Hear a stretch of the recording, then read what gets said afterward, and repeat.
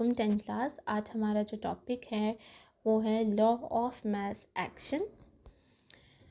Law of mass action होता क्या है?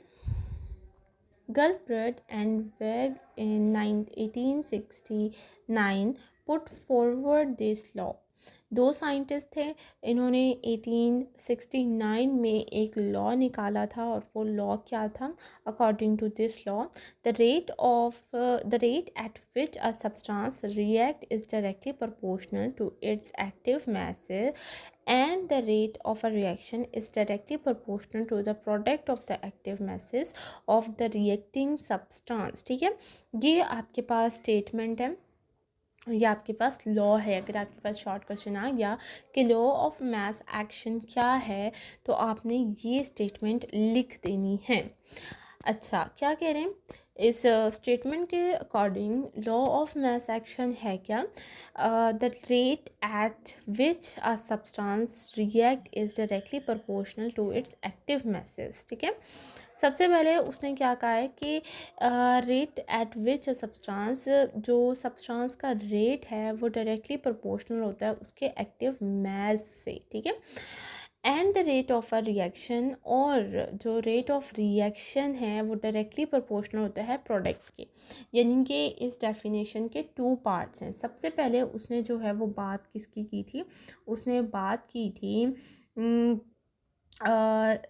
रिएक्टेंट्स की। ठीक है, जो ऊपर बात की हुई है द रेट एट विच, ये वाली जो बात की हुई है, ये वाली बात उसने यहाँ तक जो है वो रिएक्टेंट की बात की हुई है कि जो रिएक्टेंट है वो उसका जो रेट ऑफ है, रिएक्टेंट का रेट जो है वो डायरेक्टली प्रोपोर्शनल होता है उसके एक्टिव मास के। ठीक है, उसके बाद उसने सेकंड बात की है यहाँ से कि जो रेट ऑफ रिएक्शन है is directly proportional to the product of the active mass. जो प्रोडक्ट का वो है रेट है वो डायरेक्टली प्रोपोर्शनल होता है प्रोडक्ट के रिएक्टिव एक्टिव मास के। ठीक है, एक रिएक्टेंट के जो रेट है, रिएक्शन का जो रेट है वो रिवर्स प्रोडक्ट के भी होता है।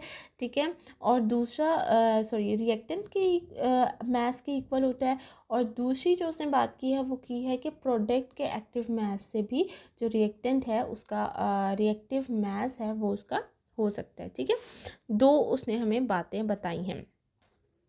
Generally, an active mass is considered as the molar concentration having units of mole dm per cube। ठीक है, अब ये वाली जो चीज़ है ये आपको बताई हुई है यूनिट, मोल dm पर क्यूब जो है वो लॉ ऑफ मास एक्शन का यूनिट है।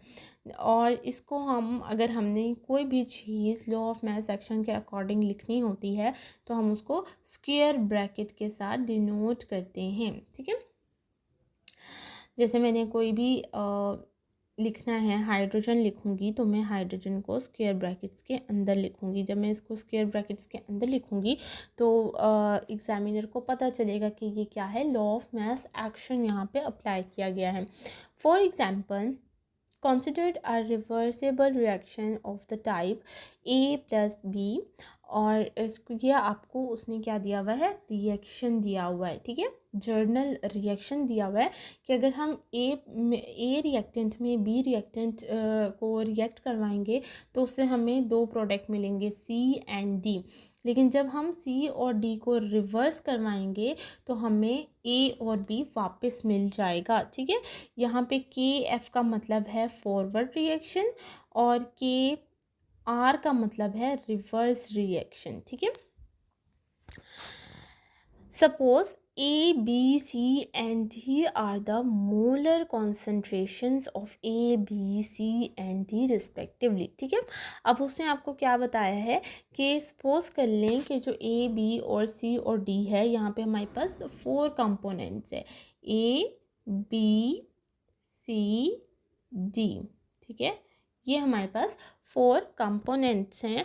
अगर हम इनका मोलर कॉन्सेंट्रेशन निकालें तो हम कैसे निकालेंगे उसको इस तरह से ब्रैकेट की फॉर्म में लिख देंगे, ठीक है।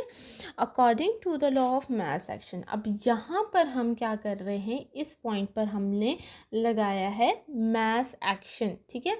जब हम इसका लगाएंगे तो हमने पहले बात की थी रिएक्टेंट की, कि जो रिएक्टेंट का जो रेट रिएक्शन है वो इक्वल होता है एक्टिव मास के रिएक्टेंट के एक्टिव मास के, ठीक है। तो हम क्या करेंगे कि सबसे पहले हमने लिख दिया ए बी ब्रैकेट्स में, जैसे लिखा हुआ है यूं करके, ठीक है। अच्छा, अब देखें जब हमने ए और बी बनाया तो यहाँ पर क्या है, डायरेक्टली प्रोपोर्शनल का साइन है इस तरह से। जब हम इस डायरेक्टली प्रोपोर्शनल के साइन को हटाते हैं, ख़त्म करते हैं, इज इक्वल्स लगाते हैं, तो इज इक्वल्स के बाद के आ जाता है, और के क्या है, ये है कॉन्सन्ट्रेशन है, ये कॉन्सेंट्रेशन है ये। और के एफ यहाँ क्यों लगाया हुआ है, अगर आप ध्यान से देखें यहाँ पर, तो यहाँ पर के एफ क्यों लगाया हुआ है कि हमें पता चले कि ये रिएक्शन फॉरवर्ड रिएक्शन है, ठीक है। ये के हटा के ये वाला के इस तरह लगाया हुआ है कि ये फॉरवर्ड रिएक्शन का है। तो rate of forward reaction directly proportional है square bracket A bracket B के। जब हमने जो है वो ये डायरेक्टली प्रोपोर्शनल का साइन हटाया तो के एफ आ गया उसकी जगह, ठीक है। एंड देन क्या हुआ कि सिमिलरली हमने रिवर्स रिएक्शन के में भी ऐसे ही करना है कि रिवर्स रिएक्शन भी डायरेक्टली प्रोपोर्शनल था सी एंड डी के, ठीक है। तो इसको हटा के हमने क्या लगा दिया, अल्फ़ा की जगह हम के आर लगा सकते हैं कि हमें पता चलता रहे कि जो के आर है वो रिवर्स रिएक्शन का है, ठीक है। और सी ब्रैकेट और डी ब्रैकेट हमने वैसे लगा दी। वेयर के एफ एंड के आर द प्रोपोर्शनैलिटी कांस्टेंट। जैसे मैंने आपको पहले बताया कि ये वाला के एफ और ये वाला के आर जो है वो क्या है, प्रोपोर्शनैलिटी कांस्टेंट हैं ये दोनों, ठीक है। जिसको हम लोग स्पेसिफिक रेट कांस्टेंट भी कह सकते हैं। के एफ वाले को हम फॉरवर्ड के लिए यूज़ करेंगे कि ये क्या है, स्पेसिफिक रेट कांस्टेंट है फॉरवर्ड रिएक्शन का, और के आर को हम क्या कहेंगे कि ये क्या है, स्पेसिफिक रेट कांस्टेंट है रिवर्स रिएक्शन का। एट इक्विलिब्रियम स्टेट जब इन दोनों चीज़ों में इक्विलिब्रियम आ गया है तो क्या होगा, इक्विलिब्रियम का क्या मतलब होता है कि ये दोनों इक्वल हो गए हैं। तो हम इसको ऐसे लिख सकते हैं कि के एफ इज़ इक्वल्स टू के आर सी एंड डी, ठीक है। इस तरह की फॉर्म में लिख सकते हैं, क्यों, क्योंकि यहाँ पे इक्विलिब्रियम अटेन हो गया है। अच्छा, जब ये अटेन हो गया है तो क्या होगा कि एफ इधर से के आर जो है वो यहाँ से यहाँ शिफ्ट हो जाएगा।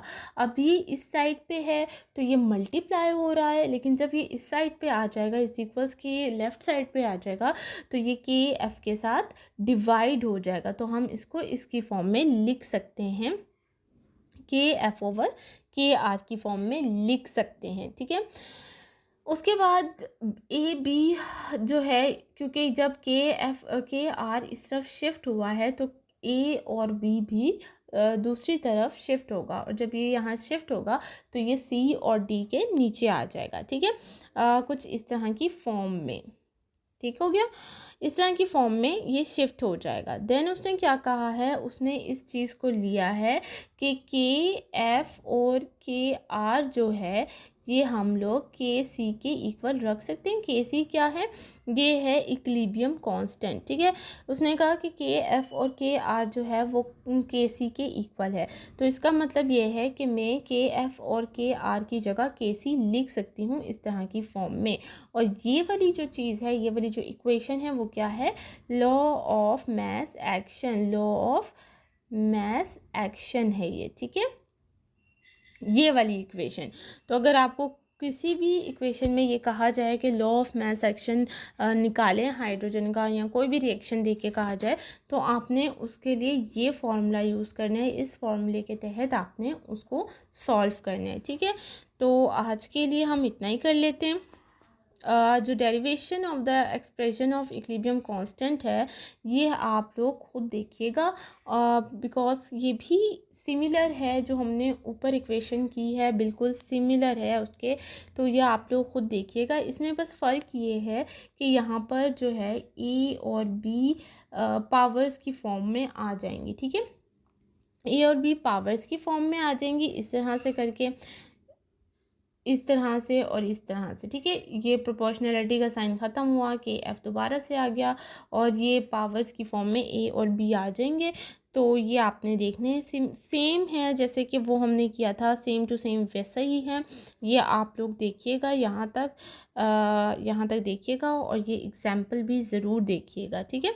ये आपको एग्जांपल दी हुई है नाइट्रोजन ऑक्सीजन की, और इस तरह से करवाया है। ये आप देखेंगे, गो थ्रू करेंगे तो आपको समझ आ जाएगा कि आपको न्यूमेरिकल्स कैसे सॉल्व करने हैं। इसमें कोई भी क्वेश्चन हो तो आप मुझसे कमेंट बॉक्स में ज़रूर पूछें। इसके अलावा चैनल को सब्सक्राइब कर दीजिएगा और लाइक कर दीजिएगा। ओके, अल्लाह हाफिज़, टेक केयर।